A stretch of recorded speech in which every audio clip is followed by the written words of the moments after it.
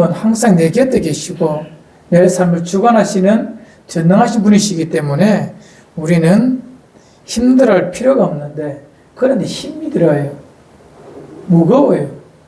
아파요. 왜 그런 어려움이 있을까? 인생이 가장, 예수 믿는 자들이 가장 힘들어할 때가 언제냐면 하나님의 침묵이십니다. 사일런스. 하나님께서 말씀하지 아니하실 때에, 혹 내 혼자 내 편개에 처진 그런 마음이나 그런 상황이 되면 우리 기독교인은 참 너무 힘들어합니다. 그런데 곰곰이 들여다보면 하나님은 우리를 놓으신 적이 없거든요. 내 스스로 그런 마음을 가지며 산다는 것입니다. 인생 살다 보면 홀로 있다고 느껴질 때가 참 많이 있습니다. 정확히 말하면 하나님께서 그렇게 하셨습니다. 홀로 있게 하신 것입니다.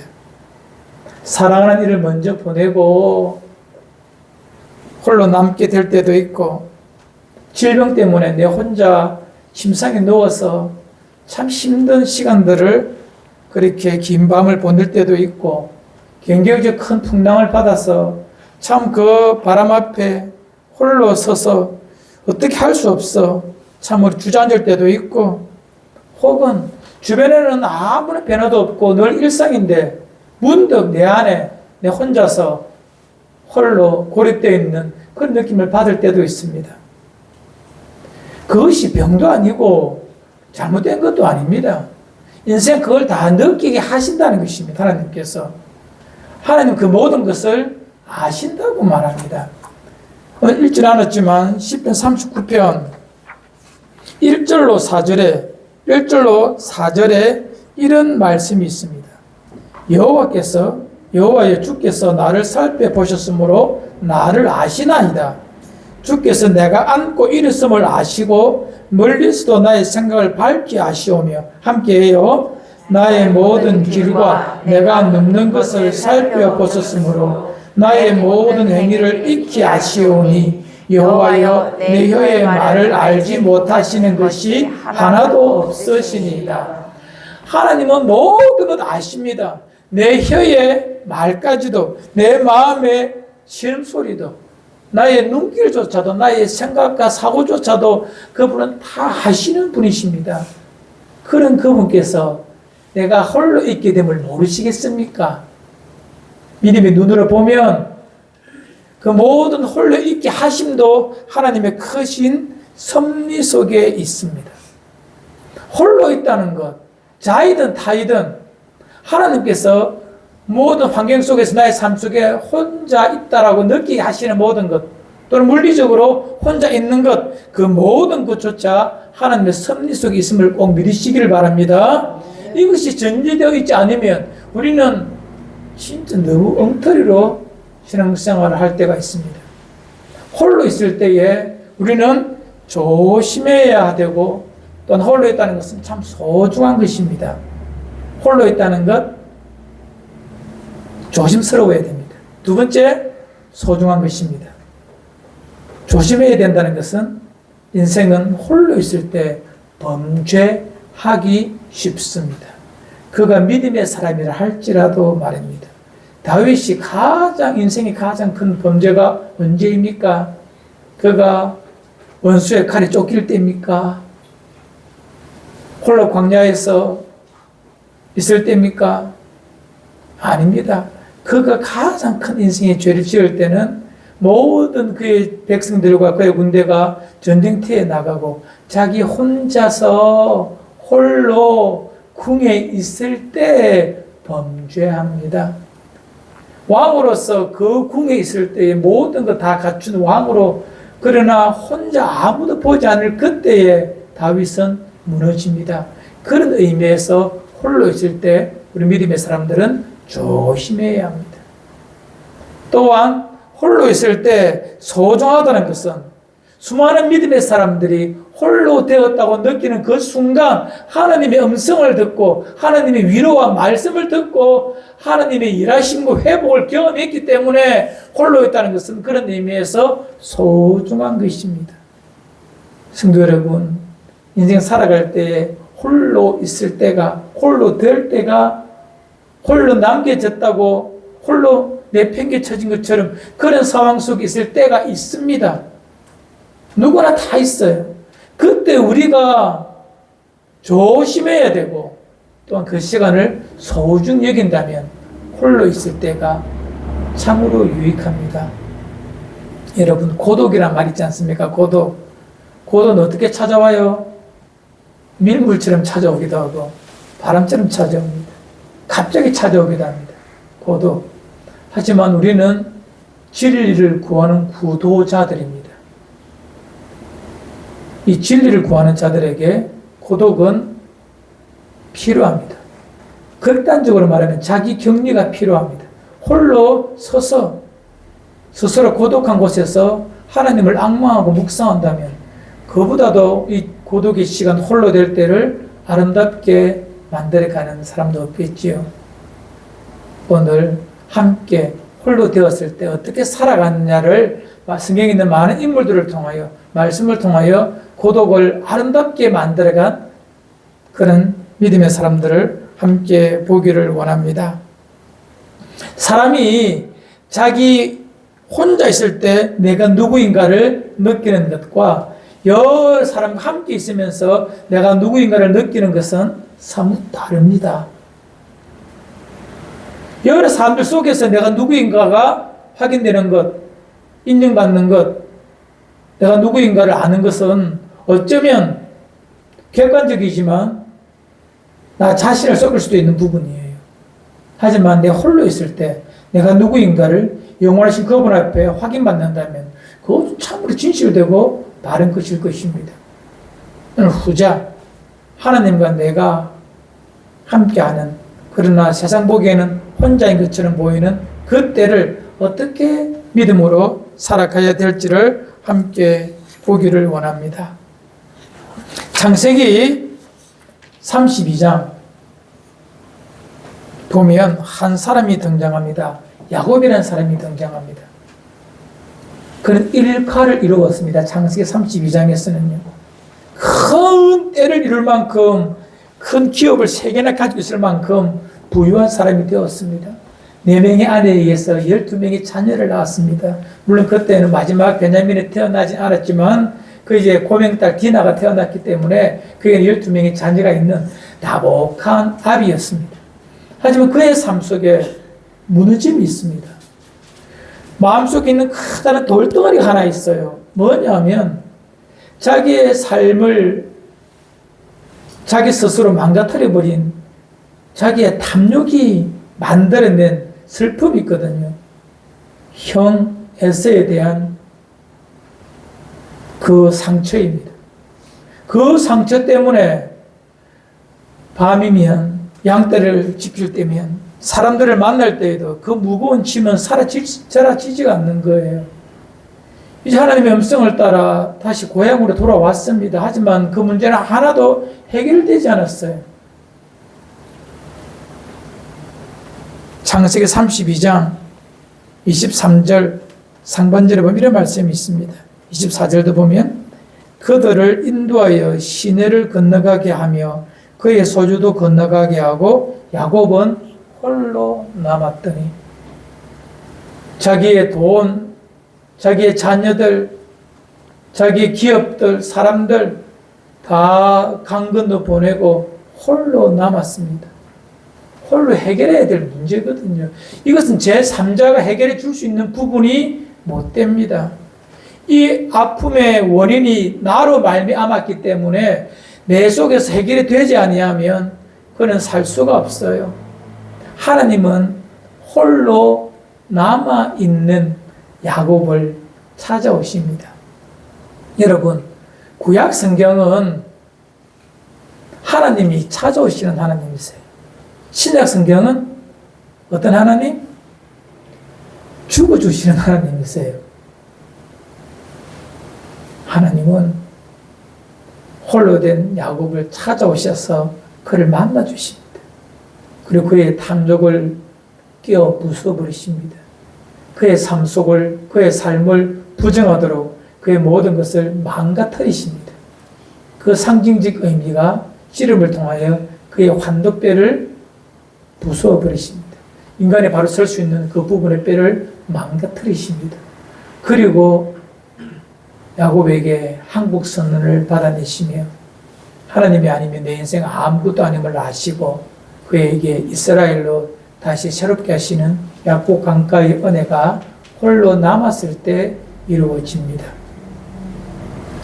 야곱의 홀로 남음은 많은 것 속에서 스스로 남아 홀로 된 자입니다.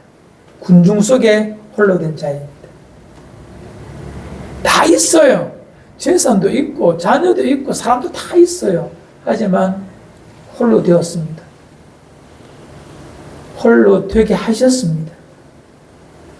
그리고 하나님은 야곱을 바꾸십니다. 여러분, 이런 것 인생이 경험되면 얼마나 좋을까요? 야곱 강가, 내 삶의 모든 것을 새롭게 하시는 하나님의 만지심은 홀로 남았을 때입니다. 만일 야곱이 함께 있었다면, 자녀들, 아내, 물질 함께 있었다면 그 야곱 강가에서의 은혜가 있겠습니까? 그 천사가 와서 씨름할 때에 야곱이 야 나를 도와라, 12명의 자녀들아 나를 도와라, 나의 부귀의 힘이여 나를 도와라고 했으면 그의 인생 그거밖에 안 될 것입니다. 해결 안 됩니다. 홀로 남았기에 하나님은 그를 새롭게 하시는 은혜가 있는 것입니다. 인생 네 계산대로 내 생각대로 내 방법대로 살면 된다는 것을 철저하게 망가뜨리시는 은혜가 홀로 남았을 때입니다. 이 은혜가 우리 삶 속에도 나타나기를 주의 이름으로 축원을 드립니다. 아멘. 또한 성경 열왕기상 19장에 보면 또 하나의 사건이 있습니다. 여러분이 잘 아는 엘리야입니다. 그는 위대한 선지자입니다.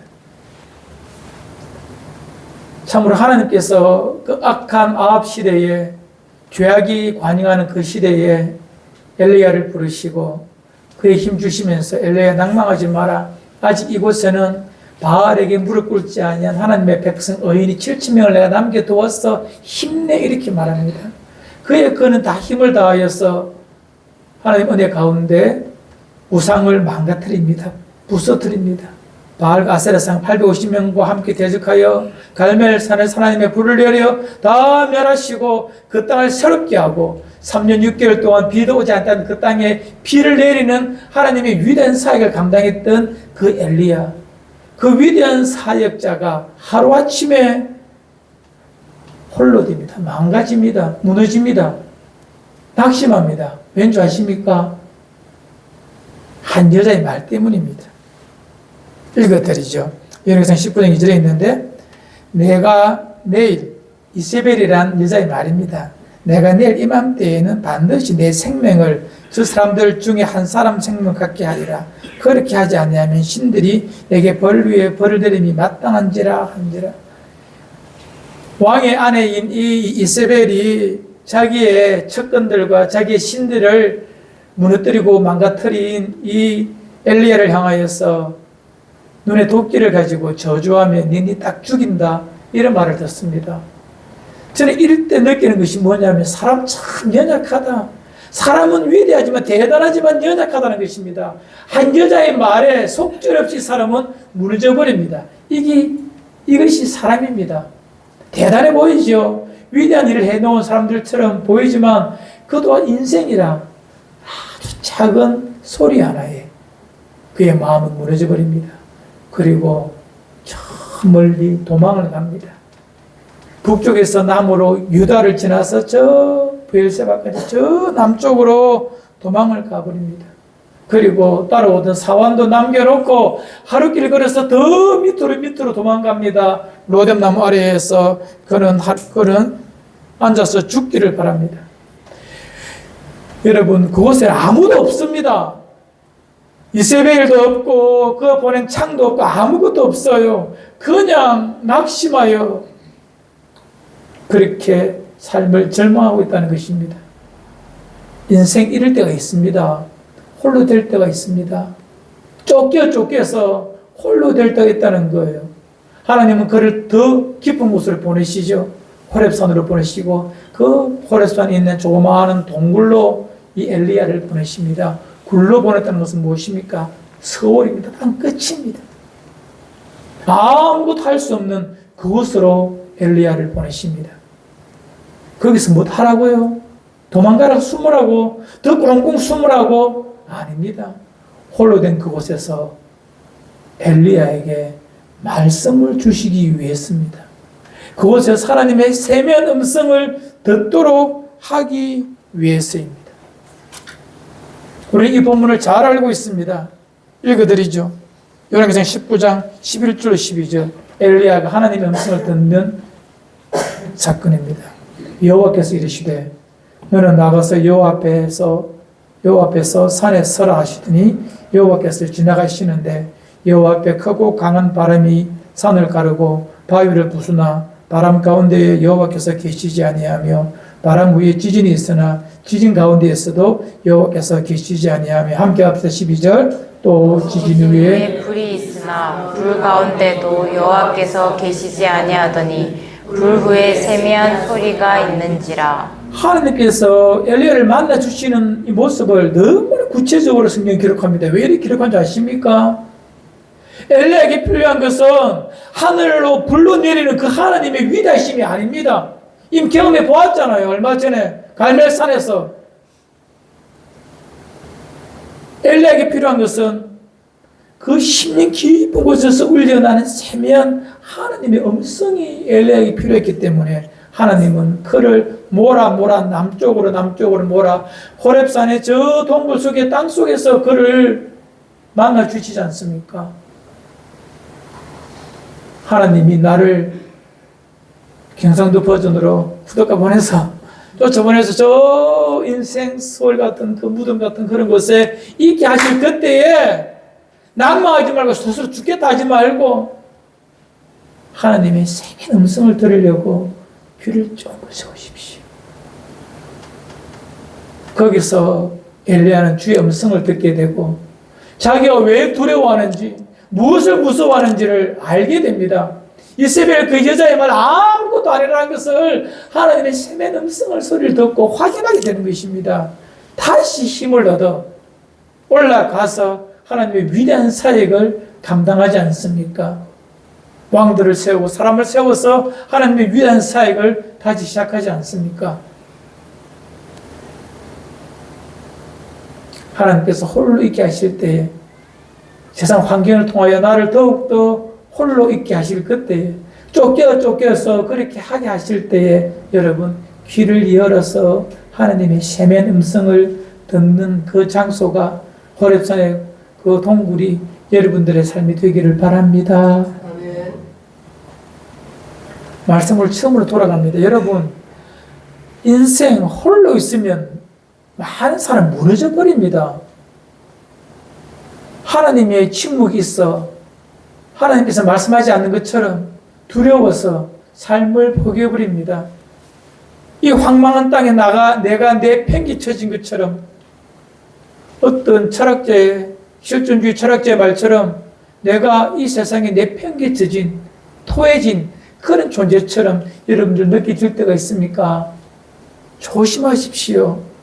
그때 우리의 마음을 다잡지 못하면 우리는 아무것도 아닌 염세주의에 빠져서 비관주의에 빠져서 삶을 절망으로 몰아넣어버립니다.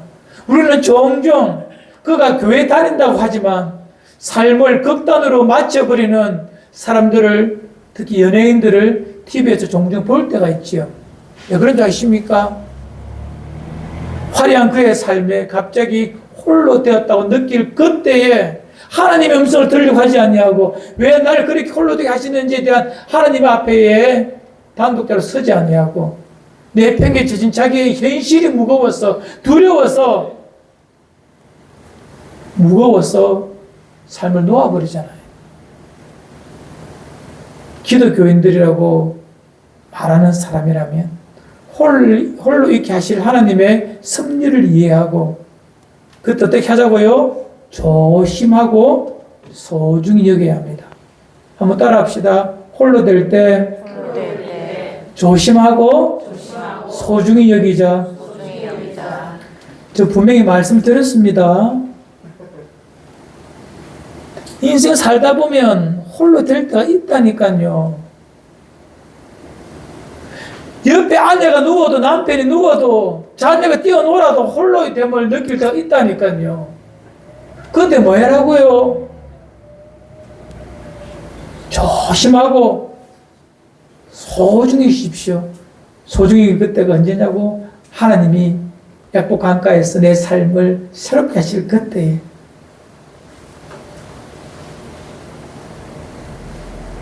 그 굴 속에서 세면 음성을 말씀하여 주십니다. 세면 음성 들으려면 세상 소리, 사람, 뜨거운, 화려한 것 다 좀 뒤로 물리치고 호렙산 굴속같이 서울처럼 아무것도 없는 그 어둠 속에서라도 주의 음성을 들으려고 해야 합니다. 아니, 주님 그때 말씀하여 주십니다. 그래야 말씀을 들을 수가 있어요. 종종 아침에 시간에 맞지 않게 눈이 뜨일 때가 있습니다. 연세가 들면 그렇죠. 갑자기 눈이 떠요. 새벽 2시나 3시에. 이 시간에 깨면 답이 없잖아요. 잠도 안 오고. 그때 뭐합니까? TV나 휴대폰 꺼내지 말고 조용히 홀로 한적한 곳에서 성경 펼쳐놓고 깊이 묵상하십시오. 그러다 잠오면 잠을 내고 그곳에서 하나님의 음성을 저는 종종 들을 때가 있습니다. 제 삶을 새롭게 할 때가 있다니까요. 잠 오지 않게 깨어있게 하시고 그때 왜 하나님께 그렇게 하셨느냐 하면 왜 홀로 있게 하셨냐면 이제 세상 소리 좀 작게 듣고 내게 좀 더 집중해 줄래라 하고 하시는 하나님의 부르심의 시간임을 꼭 기억하시길 바랍니다. 그래서 그 홀로 될 때 소중하다니까요. 외로운 것이 아니라 세상 모든 것들을 잠들게 하시고 왜 나를 깨어있게 하시는가 하나님께 물어보십시오. 그때 나의 삶은 더욱더 생명으로 충실하게 됩니다. 그것이 약복 강가가 될 수가 있고 그것이 호렙산 굴속이 될 수도 있습니다. 또 하나 더 할까요? 요한복음 4장에 가면 한 여인이 등장합니다. 죄를 많이 지은 여자예요. 모든 사람이, 그 동네 사람이 다 알아요. 남편이 5이나 있으니, 지나온 남편 5이나 있으니, 지금 있는 남편도 자기의 남편이 아니니, 얼마나 그 여인의 삶이 기우하겠습니까? 자기가 원해서가 아니라 살다 보니 그렇게 된 거예요. 힘들어요. 그래서 사람 눈을 피해서 정오에 떼약빛이 내릴 수 있는 그 정오에 홀로 그때는 사람들 다 쉬거든요. 그 동네 사람들 수가라는 성의 한 여인이 홀로 물동이를 이고 우물가로 옵니다. 사람 피해서 아침 저녁에 오면 많은 사람들이 있으니까 또 만나면 날 어떻게 평가할까 말할까 싶어서 그 무너진 마음을 가지고 홀로 그 뜨거운 햇볕, 장렬하는 그 햇볕을 받아가면서 우물가에 온 거예요. 한번 상상해 보십시오. 인생 얼마나 허망한가. 그런데 그곳에서 주님을 만나죠. 아니, 주님이 만나 주시기 위하여 주님은 수가성 그 우물가에 먼저 가 계십니다. 그리고 그 여인의 모든 말씀을 들어주고 이해해주고 위로해 주시고 괜찮다. 과거일 뿐이다. 과거일 뿐이다. 괜찮다. 다시 그곳에서 새로운 삶을 시작하게 하시고 그 여인이 그곳에서 생수의 거론이신 주님을 만나고 삶의 새 활력을 얻어 이제 동네에 뛰어가서 예수란 분이 오셨다라고 말할 수 있는 사람으로 바꾸어 내시는 주님의 음성, 만남을 거기서 경험합니다. 여러분, 이 땅에 많은 사람들 다 지쳐 있습니다. 힘듭니다. 내만 겪는 고통처럼 느껴집니까? 아닙니다. 다 그렇습니다. 대등소이합니다. 다윗은 시편 56편에서 이런 고백까지 합니다. 사울 왕의 칼을 피하여서 유리 방어함에 살 때에 이런 고백을 합니다. 시편 56편 8절입니다. 나의 유리함을 주께서 계수하셨사오니 나의 눈물을 주의 병에 담으소서. 이것이 주의 책에 기록되지 아니하였나이까. 이 말이 뭐죠? 내가 유리 방어함 주님이 다 아십니다. 내가 얼마나 힘들고 외롭고 아프면 밤마다 눈물을 흘렸는데 그 눈물을 어떻게 하라고요? 주의 병에 담으소서. 눈물을 병에 담는 말이 뭘까요? 얼마나 많은 눈물을 흘렸으면 병에 담을 만큼 그렇게 눈물을 흘릴까요, 여러분들? 주의 병에 담을 만큼 내 눈물을 흘렸습니다라고 말합니다. 이만큼 인생 고달프고 힘들어요. 아닌데요. 저 사람 진짜 돈도 많이 벌고 좋은 집에 살고 건강하고 자녀들 건강하고 뭐 대학 잘 가고 잘 살던데요. 그때서 보면 그렇지요. 속에 들여다보면 다 뭉그러져 있습니다. 다 아픕니다. 다 힘듭니다.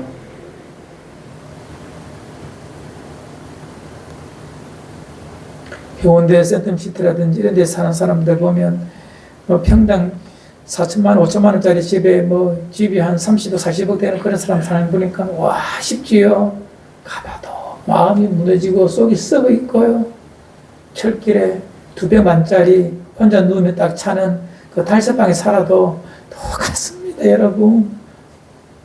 인간 거기가 거기입니다. 우리 경상도 말로 고가 고입니다. 뭐? 아무것도 아닙니다. 그러나 믿음의 사람의 생명력은 어디 있느냐면 내 삶의 눈물, 외로움, 아픔의 그 현장에 홀로 있게 하실 그때에 그곳에서 조심하여서 그 시간을 소중히 여기도록 주님의 음성을 들으려고, 주님과 대화하려고, 주님의 유를 경험하는 그런 삶으로 바꾸어내는, 일구어내는 이것이 진짜 예수 믿는 참 즐거움이요 가치로움입니다. 이거 못하는 기독교인들, 여러분 삶의 고난, 슬픔, 무료함 또는 좌절을 잊기 위해서 하나님 없는 사람들은 어떻게 살죠? 밤마다 술 먹습니다. 그 잊으려고 약합니다. 약을 합니다. 이상한 데 중독됩니다. 하지만 그렇게 될수록 그의 삶의 무료함은, 그의 삶의 아픔은 더 깊어지고 더 진해집니다. 그들의 마지막이 뭡니까? 그냥 끝내는 거예요. 우리는 그런 삶이 아니잖아요. 생명력이 있잖아요, 우리 속에.